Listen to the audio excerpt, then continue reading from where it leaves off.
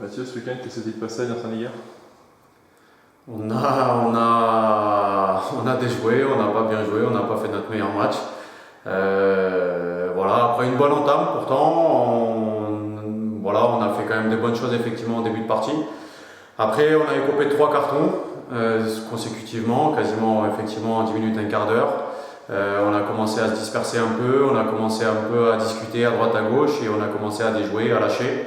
Et puis on a encaissé ce but juste avant la pause qui est légitimement concédé. Après au retour des vestiaires, on concède ce deuxième but qui nous fait mal. Et puis après on a manqué d'agressivité, on a manqué de justesse, on a été à l'envers par rapport à notre dernier match et notre très belle victoire contre Poitiers.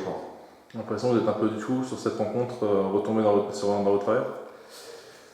Ouais, c'est ce que je disais effectivement, c'est ce que je notais dans mon bilan de match. Finalement, ce groupe est capable du meilleur comme du mauvais. Voilà, la preuve en est sur ce match-là où on est capable de faire un très bon match dernièrement et puis de déjouer effectivement à Niort-Saint-Liguerre sur ce match-là. Voilà, on sait très bien après ça que c'est pas des matchs qui sont évidents à jouer. On avait eu du mal à ramener 2 points à Saint-Pantaléon.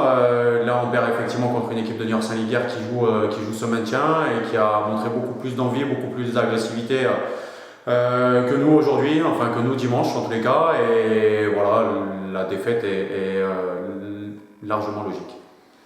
Contrepartie, ou du moins plutôt dans le week-end, le point satisfaisant, ça va être la défaite quelque part de Royan qui permet à Cognac de rester à portée de tir de la 5e place.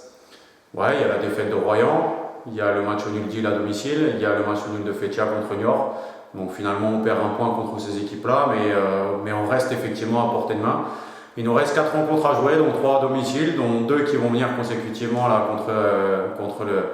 contre Noyer qui est dernier de la poule et contre Brive qui est avant-dernier. Là encore, ça ne sera pas évident, ça ne sera pas des matchs faciles parce que c'est des équipes encore une fois qui jouent leur survie et qui mathématiquement ne sont pas encore condamnées, enfin hormis Noyer, mais Brive n'est pas encore condamné.